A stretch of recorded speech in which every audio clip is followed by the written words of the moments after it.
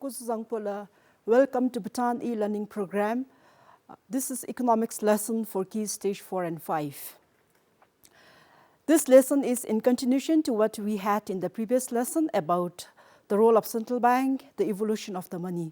In this lesson, we are going to discuss about the role of commercial bank and insurance company in the economy. So with this, I, on behalf of Ministry of Education, Royal Education Council, Volunteer Teachers of Bhutan, would like to welcome Mr. Hem Kumar from Commercial Bank, Bhutan National Bank, and Mr. Ugin Sawang from Insurance Company, Royal Insurance Corporation of Bhutan, to this presentation. Kuzampola, as a part of the e-learning program, today I'll be taking a short session on banking and financial services. On speaking about banking and financial services, we will be mostly covering on insurance and commercial banks. So where do we figure in the scheme of things? In the previous lesson, the central bank has been explained to you. The monetary policies has been explained to you. With all that in place, where do the insurance companies and the commercial banks come into the picture in the economy? Basically, how does a community prosper? A community prospers only if there is adequate resources for economic activities. But normally this does not happen automatically. There are savers, there are takers of loans, but it does not happen always that the savers are able to provide money to the lenders. Therefore, the resources that are available are required to be moved from those who have it and give it to those who can make use of it for economic development activities. So there is the opportunity for us to come in and then make the necessary arrangements to move the money between those who save and those who require to take up economic activities. And there we are called the financial intermediaries, because we stand between those people who have adequate sums of money and those who are in need of it. Before we actually go deeper into how financial intermediary does its job of moving money from savers, you should know that most of the economic activity is determined by the amount of savings available in the economy, which means that if you and I do not have adequate savings, there is no resources available to carry out any economic activity. The other one is, you and I could have lots of savings, but we never voluntarily agree to give any of that sums of money to anybody who comes in showing his need for taking up that money and employing it for resourceful economic activities. Because there are several risks, like as you can see on the screen, risk of default, risk of liquidity, and risk of interest lost. Now, risk of default means if I agree to give the money to somebody who wants to take up economic activity, he may not be willing enough to give it back to me when I need it. That is the risk of default. Risk of liquidity, if I give you money, I may not get it back when I actually require it. So I don't have the adequate liquidity to spend that money. And the risk of interest loss. If I and you have agreed on a certain percentage of interest for the money, I give it to you. But when I go and ask you for it back, you may not agree to give that amount of interest. That is the risk of interest loss. So, because of all those risk factors that retail customers perceive, we come in. We stand between the savers and the entrepreneurs and provide the required security for both the parties. And we are called financial intermediaries, or in other words, banking and financial service providers. Now, by financial service intermediaries, we can understand a lot of things, but to cut the flack off, let us just understand the specific terms that are related to, or specific companies that are involved in financial intermediation. As you can see on the screen, we have two sectors, one unorganized, one organized. Under unorganized, we see that there are money lenders, microfinance companies, monastic bodies, self-help groups, and etc. Under organized sectors, where we come in, the insurance plays a big role, commercial banks play a big role, and of course, non-banking financial institutions like the pension board in case of Bhutan play a big role. In Bhutan, specifically, the following players exist. Self-help group, which includes the National Women's Association of Bhutan, Bhutan Association of Women Entrepreneurs, and so on.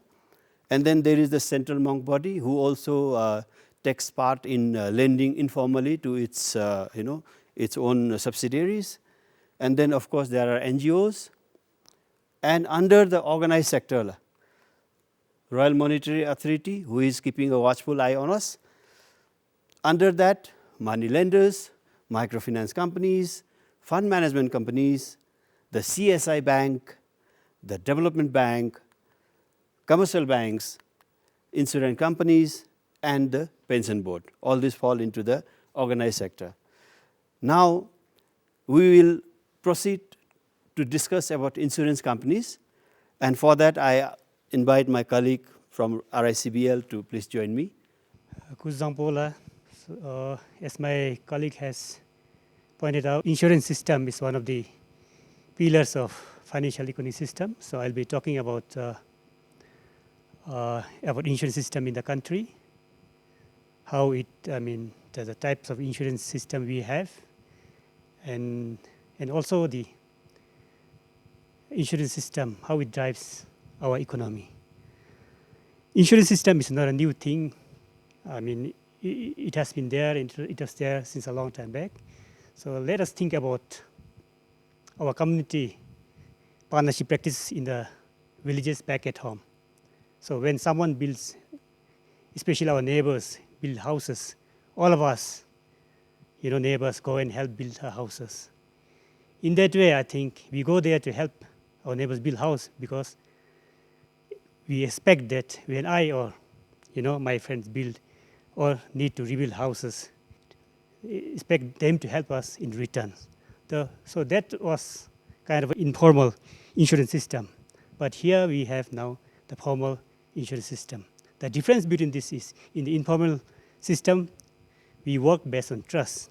So we are not sure whether when I build my houses, whether the one which I helped him build house will come and help me. So in the formal system, we ensure that these things happen. So to begin with the concept of insurance, so it's a social device in which group of individuals, come together, contribute, they are called insured, contribute to the insurance company, and transfer risks to another party called the insurer. So insurance company is a risk bearer. So how does insurance company work? So many contributors come and pay what is called premium. They are called insured. And the insurance company collects premium, and whoever has a risk of loss from that fund, insurance company make the payment of loss. So in that way, in fact, so many people come together to help, pool their risks, pool their resources, and help someone who is at loss to rebuild what is lost to him. So if you see right side of slides, so I have I1, I2, I4, I5. These are the diagrammatic representation of insured, the people who want insurance. So what they do is they have to pay some amount to the insurance company. So that's called premium. So in return, insurer or insurance companies promise that if something happens to the insured, they will make that loss good. So insurer make payment to loss one, loss two. So insurance company ensures that the losses are not more than what is contributed to by the insurers. So for example, how does the premium that I have talked about in the previous slide is determined? For instance, a car. So we talk about motor insurance. For instance, a car costs 1 million. And we know that every year there is loss of one car, either due to accident, theft, or maybe fire. So in case if there are only 5 cars who want to insure with insurance company, then for the loss of one car, 5 of them have to bear the loss of 1 million, which shared amongst 5 of them becomes 200,000, which is called premium. So all 5 cars will have to pay 200 each to bear that loss, considering that there is a loss of 1 car each year. Now, if there are 10 cars coming forward to be insured with an insurance company, then the loss of 1 car shared amongst 10 cars, reduces from 200 to 100,000. So they have to pay just 100,000, sharing the losses among the insured. That's the cost. So in this way, if there are many participants, so insurance is a number of it's all about big numbers. So if you can cover maybe whole range of population for insurance, then the premium drastically reduces because there are so many contributors, and we expect the losses to be only few. For instance, life insurance system. In Bhutan, we have about 700,000 people living. So the death is about 400,000. So if you have an insurance system paying for each death 100,000, so 100,000 is the loss distributed, about 700,000 is nothing. So that's how insurance system works. So insurance is actually, someone has rightly said, insurance is fortunate many for unfortunate few.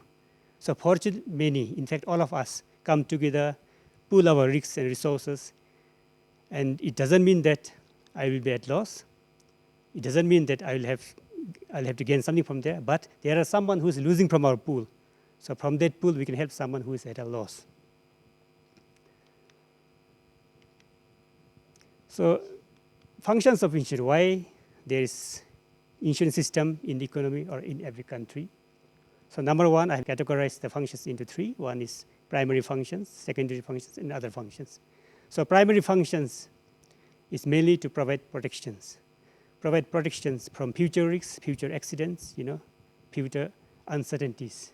So for instance, if your life's insured, so you do not protect yourself, you protect your dependents. For instance, I'm the only earning member of the family. I'm the head of the family who works and earns income, and I have 4 dependents who do not have any jobs, but they depend on me. So I have to see to protect them. I have to insure myself. In case something happens to me, where will they have their livelihood from? So in that way, insurance system provides protection. So it's a collective risk bearing. So everyone, in solidarity with each other, comes together, pools their resources and help those people who are unfortunate or at a loss. It provides certainty. For instance, as I said earlier, example of a life insurance. So when I'm insured, my income is protected. So if I'm no more there for my families, so with insurance benefits, people can have their continuous source of income. So another function is preventing losses.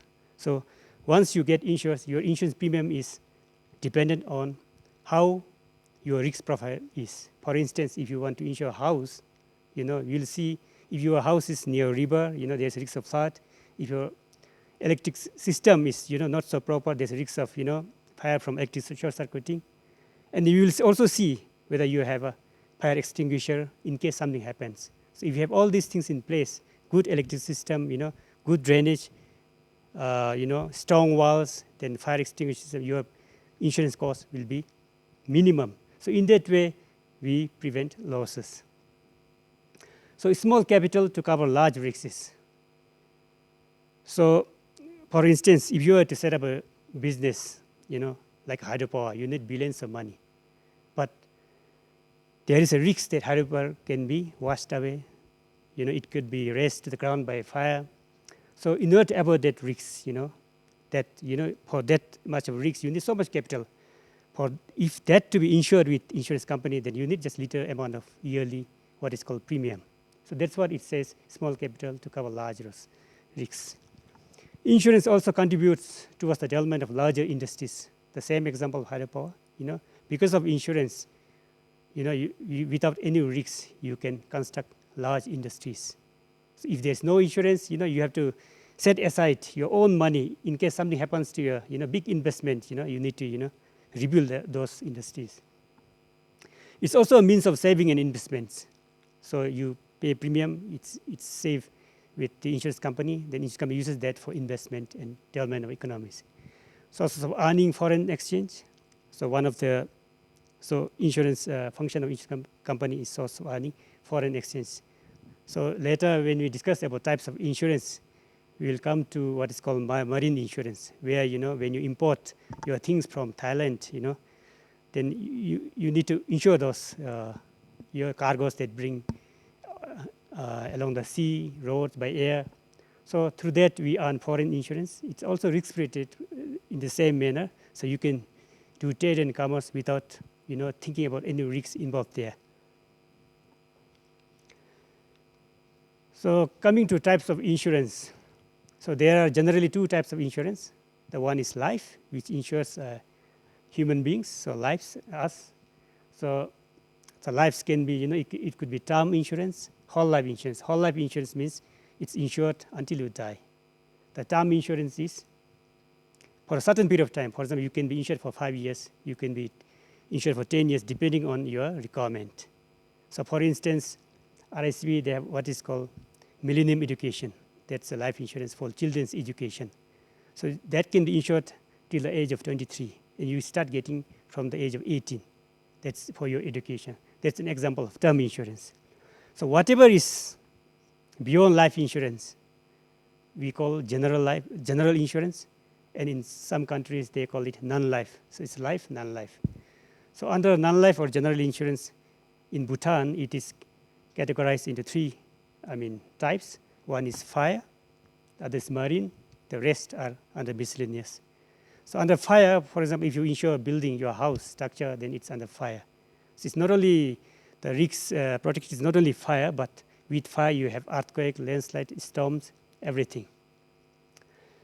Then you have marine. Marine is insurance of cargo, which is in motion. Like if you want to import maybe television from Thailand, then maybe car from Thailand, then it has to come through sea in a ship. So that's where we call marine. So marine insurance. Then rest we have miscellaneous. Miscellaneous could be accident insurance and even motor insurance, which is a big chunk of portfolio in the country.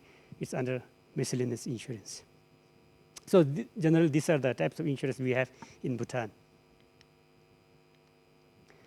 So coming to insurance industry, so we have 3 insurance companies in Bhutan as of now. So one is Bhutan Insurance Limited since 2009. So we have Royal Insurance Corporation Bhutan Limited since 1975. Then we have GIC Bhutan Reinsurance Company Limited, which started its operations from 2013. Now Bhutan Insurance Limited, they are general insurance company. So their services limit to non-life insurance and credit and loans. So this is depicted through Venn diagram. So if you see Royal Insurance Corporation Bhutan, they provide life insurance, reinsurance, non-life insurance, credit loans, 4 types of services. So these 2 insurances, they further, if they are not able to manage risks, they also insure with other companies called reinsurance. When insurance company insure their risks with others, then they insure their insurance company called reinsurance company, which is GIC Bhutan Reinsurance Limited. So all this insurance system in the country is regulated by Royal Monetary Authority Bhutan, Central Bank of Bhutan. So it's like, in the school, head teacher or teacher, it guides insurance system, how it moves. It gives a sound playing field, for the competitors. It helps in development of insurance system in the country. So if you want to study the status of insurance industry in the country, it's mainly studied through what is called insurance penetration, which is nothing but a ratio of 1 year's premium collection to the GDP of the country. So if you see the metric insurance penetration in the country, so from 2014 to 2018, so we have just 1.39% to 1.65% in 2018, which says that our premium is just 1.65% of 2018, whereas global average penetration rate is 5.4, which means our insurance system is still in infant stage.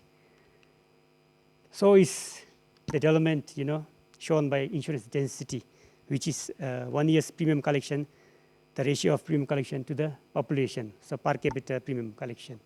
So in Bhutan in 2018, it was 3,751 miltam per head population. World average, global average is 40,000. So we have so much opportunity to develop our insurance system in the country. So 2 important insurance products that we offer currently are rural house insurance, one, which is nationwide coverage. We have rural house insurance. So every house in the country, rural, is covered under this scheme. So some insured, that's the benefit in case something happened to the house, range from 60,000 to 300,000. Then premium payable for this benefit yearly ranges from 250 to 1,225 per annum. Then government pays as a subsidy 150 to 250. So this insurance covers all the risks: fire, earthquake, windstorm, everything in rural houses. All rurals are in fact covered unless they do not want to be covered. So another insurance scheme called rural life insurance, which covers all the population above 8 years and above. So you have 8 years and above, then sum assured is 30,000 per head. So premium payable per year is 195 per annum. So government pays 108 as subsidy. The rest 87 is paid by individuals, but government gives subsidy of 108. So whenever there's a death in the country, so RSV pays 30,000 for every death. So insurance and economy. So insurers are financial paths from responders. In the economy, how does it help? So if your property is insured, the insurance company are the first one to help you out to rebuild your properties. So that is how it helps in the economy. So it educates consumers on safety concerns. So what are the safety requirements? What are the risks of your house, near river or near stream? So insurance is a partner in social policy. So we are partner to, like we have said, with the government, Ministry of Finance and Home, delivering rural house insurance scheme, rural life insurance scheme. So source of capital for economic development, like banks. So we collect premium. That premium is used for investment. That investment drives the economic development of the country. Thank you so much. Thank you again, sir. Insurance and commercial banks are inextricably linked to each other. As during the discussion of insurance, they said they collect insurances from multiple customers, combine it, and then lend it out for economic development activities.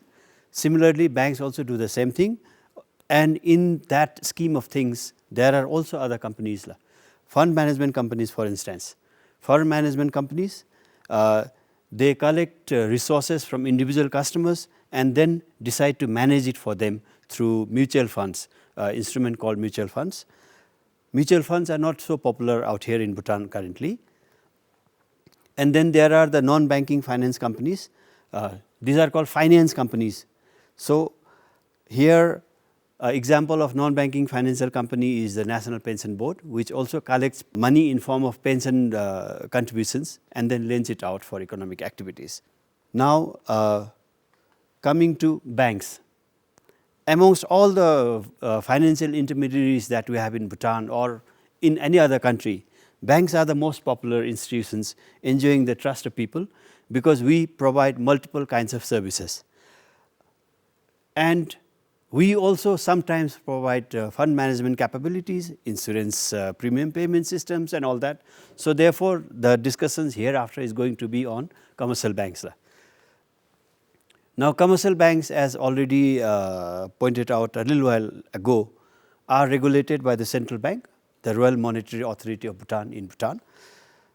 And there are 5 commercial banks: the Bank of Bhutan, Bhutan Development Bank, Bhutan National Bank, Punjab National Bank, Druk Punjab National Bank rather, and T-Bank. Together, the 5 commercial banks offer various services: savings, deposits, loans, insurance premium payment, collections. As I said a little while earlier, insurance companies and all the other financial intermediary companies are inextricably linked together with banks, because whatever collections they have, it ultimately comes to one of the commercial banks, and through that the economic activity momentum goes on. So, let me quickly discuss on the various kinds of services provided by the banks. The services that banks provide can be broadly divided into 5 categories. 1, deposit services, 1, loan or credit services, the other one is payment and collection services, safekeeping of your valuables, and then of course, the delivery channels of which all of us might already be slightly familiar with. This we will take up in detail in the next slide. Coming to deposit products that all the banks provide in a similar manner. Almost all the banks have similar kinds of products. There will be slight variations in the features of the products, but the products are basically similar. Demand deposits and term deposits. Demand deposits means you and I have a savings account and I can withdraw at any time I need the money. That is a demand deposit. Whereas a term deposit is something that you park for some time, a fixed period, and then you can withdraw. In a majority of cases, you can withdraw only after the term has expired. So, under demand deposits, savings account, you and I know that savings accounts are commonly used by everybody, and I think we are all familiar with that. And then piggy bank accounts, which are used to save money for your kids. Piggy bank accounts are mostly used for saving money for children aged from 4 to 18 years before they attain majority. And then there are current accounts which are used by companies and trade establishments and shops and so on. And then there are child-friendly accounts. Child-friendly accounts are used to save money for children below 4 years. Under term deposits, I am sure we all have heard about fixed deposits. That is something that you park a chunk of money for a fixed period of time for something that you are planning for the future. And fixed deposit plus accounts are those fixed deposit accounts which pay you interest on a regular frequency, maybe monthly or half yearly and so on. But fixed deposit and fixed deposit plus accounts are similar. The only difference being that in the first category you get interest at maturity, whereas in plus accounts you get interest at a frequency desired by you, maybe monthly, in 2 months, in 3 months and so on. And then there is a fixed deposit for corporate bodies which entails larger sums of money, and then recurring deposit accounts, which means that you keep on saving every month a certain smaller sum of money, and that is also locked in for a certain period. I am sure as a part of your life so far, there you have been involved in one or the other of the accounts, and because you have all these accounts, we need to provide so many services as a commercial bank that ride on these services, because in order to entice you to save with us, we have to offer channel services that does not require you probably to walk into the branch and then do your transactions. So, the services related to deposit products. We provide ATM services, you are familiar with that. We also provide POS transactions, which you use a card to transact on a machine in a shop to pay for whatever you are purchasing. And then we have the mobile banking services. I am sure you are familiar with M-Pay or M-Bob or T-Pay or E-Pay of different banks. They have their own services. We have the internet banking that you can transact sitting at your in the comfort of your house. We offer different kinds of cards like a debit card or a prepaid card, which we will discuss slightly later. And then we also have agents who transact on behalf of the bank and therefore offer you the convenience of not visiting the bank always. And of course, there is the system of issuing checks, which many of us are already familiar. And then let us proceed to the loan products that all the banks offer. Similar to deposit products, we have two different kinds of loan products. One is a working capital, the other is a term loan. Working capital is a short-term loan given to run your business, whereas a term loan is a loan given to you for a longer period of time to set up a business. Now, as I discussed earlier among the first slides, we said that we collect deposits and then lend it out to customers. So here we either give it as a working capital or a term loan and earn interest on that. So you also earn interest on the deposit products that you maintain. In working capital, banks provide working capital for shopkeepers, which we call in a financial jargon trade and commerce sector, two industries, two transporters or rather transport operators who buy a number of trucks and help us move goods, or buy a number of buses and help move us. And then of course there is the agri sector, the very important part of any economy. Similarly, in term loans, we also provide term loans to set up your farm or poultry farm or whatever agricultural sector product you are planning to do under the agriculture sector. Then the transport sector is there. We help you buy cars, we help you buy a truck and carry on your business. We provide loans to industries. We provide loans to build your houses. We provide consumer loans to buy a new flat TV or whatever electronic device you would want. As I mentioned a little while ago, we also provide credit cards. Credit card is a form of a plastic card issued as a loan to you. Whereas in the deposit products, we said we also issue cards. Those are debit cards linked to your savings accounts, whereas this is a loan. We also provide loans to the service and tourism sector, which means we provide loans to build hotels, to buy airplane and so on. And then we issue bank guarantees, where you need to conduct a transaction without the involvement of physical cash. We issue guarantees. Then we also help you move goods from abroad. For example, you are importing goods from China. Then that's where trade finance comes in, because we cannot be in China directly. So we talk to our partner bank in China. They help pay for the goods, ship the goods, and here we ultimately, when the goods are available here, we remit the money. That is trade finance. Then of course, if you have a fixed deposit parked in the bank, we provide you loans against fixed deposits. Now, what are the other kinds of services that banks also provide other than deposits and loans? Foreign exchange, you might have noticed a lot of tourists coming in here. They will want to exchange their dollars to Ngiltrams so that they can spend.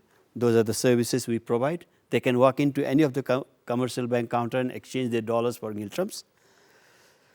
Check collections and clearing. Now, if you receive a check that has been issued to you by a customer of Bhutan National Bank, but you have an account in T-Bank, you can go and deposit the check in T-Bank counter. They will process it for you, and then ultimately you receive the money. That is check collections and clearing. Locker services. If you have some sort of ornaments or valuable items that you do not want to keep at your house because of the risk of theft or whatever, you can walk into any of the commercial banks. We provide you with a locker service at a very nominal charge. And of course, we also help you buy shares, that is security trading. Apart from this, correspondent banking. For example, if you have to do business with an entity in, say, the US, and you are sitting here, you cannot always transact with the US bank directly because they don't know you, you don't know them. So that's where the correspondent banking comes in. We as the commercial bank enter into an arrangement with a bank in the US and help you transact. That is where correspondent banking comes in. And then of course, you have your child who is earning a handsome salary in Australia. He wants to send money to you. You can use MoneyGram to send it, or vice versa. If you want to send money down there, you can use MoneyGram to send.